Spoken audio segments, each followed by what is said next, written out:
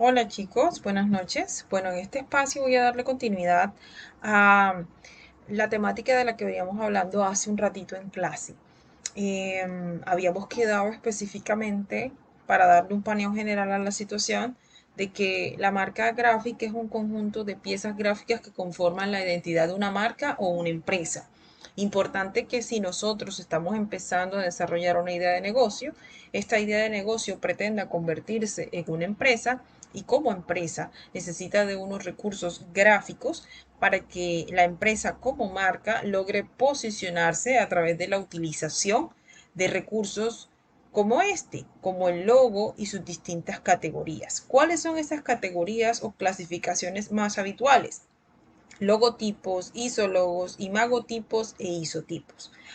Ahora, importante tener en cuenta el hecho de que existen unas manifestaciones dentro de las marcas gráficas que permiten a una empresa a través de los recursos gráficos poder identificarse e incluso poder organizar la manera en cómo sus mismos recursos gráficos son utilizados en el comercio y en la publicidad. ¿Cuáles son esas manifestaciones? La identidad corporativa, la identidad gráfica, el manual de marca. Todos estos recursos hacen parte de un término muy importante o una área muy importante dentro del diseño y la publicidad, que es el branding. E incluso hace parte también del mercadeo o del marketing. Además, pues nosotros habíamos hablado en clase el hecho de que se conoce de que el logo en sí es una palabra y también un modismo que ha sido popularizado y que se ha incrustado tanto en nuestra sociedad o se ha vuelto un término tan convencional que se aplica para referirse a cualquier recurso gráfico que haga parte de una marca gráfica.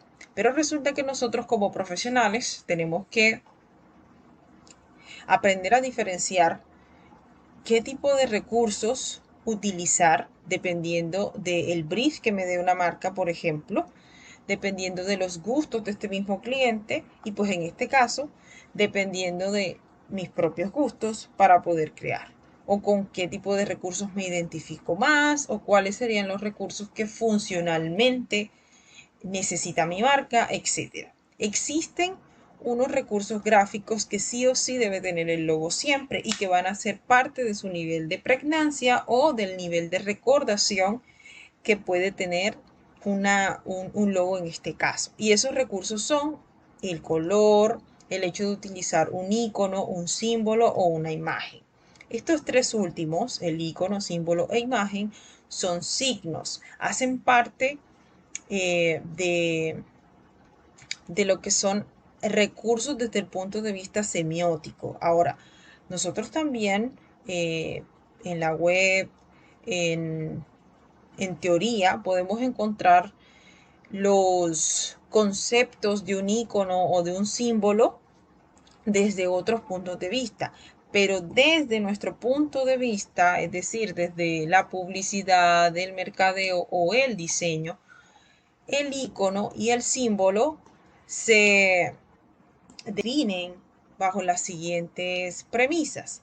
Bien, en el caso de un icono hablamos de una representación gráfica o hablamos de la representación gráfica de una idea eh, utilizando la realidad que conocemos sobre ese objeto o sobre esa idea o sobre esa letra en este caso o sobre un animal, pues para poder representarlo y sustituir esa realidad que conocemos. De esta manera, el icono se va a parecer a ese objeto que representa de la manera más real posible, pero no termina de ser real.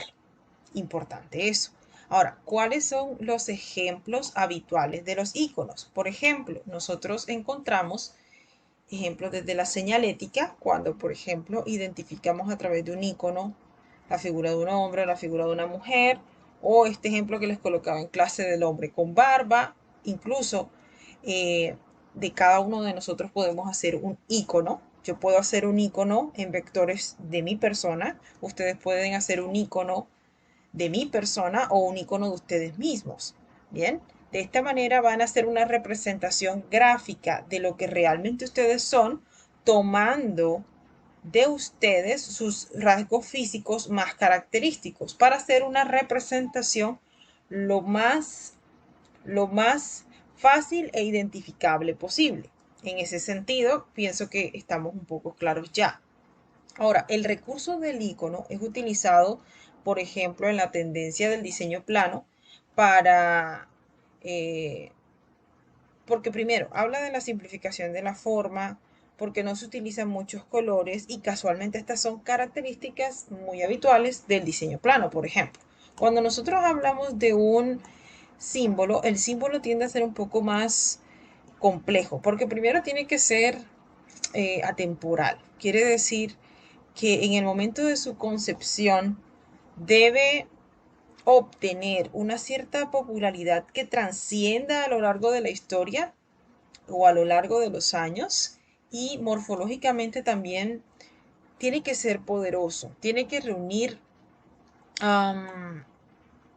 tiene que reunir o relacionar creencias, características o nociones que funcionen de manera convencional en una sociedad o que, bueno, como menciona eh, el texto, puede relacionarse a una realidad, pero ese objetivo por el cual se creó no necesariamente es una representación de un objeto en sí, es precisamente una forma que, que al momento de constituirse está reunido por muchas ideas. Y entonces, una vez se crea, empieza a mostrarse y a convencionalizarse dentro de una sociedad, para que dicha sociedad la entienda como algo que representa una idea, una situación,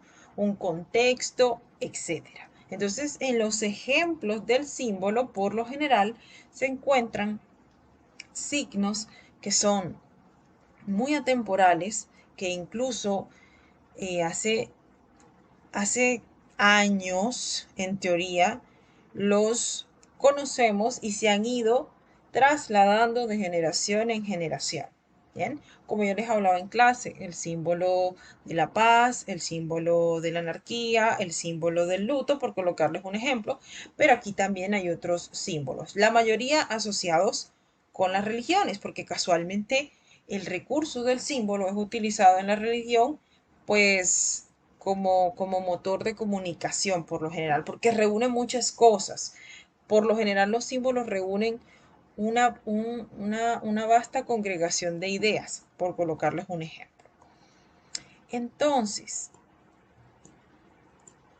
cuando nosotros empezamos a hablar de la clasificación de las marcas gráficas, lo primero o el tipo de marca gráfica más común es el logotipo. El logotipo se traduce en un logo que está compuesto por tipografía. Entonces nosotros habíamos quedado que un logotipo tiene un alto poder de identidad visual, por lo general utiliza también cifras o números. Existen recursos que ustedes pueden utilizar como Google Font, como DaFont, como What's My Font, por ejemplo. Un logotipo tiene una característica muy importante, que es la pregnancia o el nivel de recordación a través de la morfología tipográfica. Como yo les mencionaba en clase, normalmente para crear logotipos se crean tipografías específicamente para esos logotipos, y eso es lo interesante.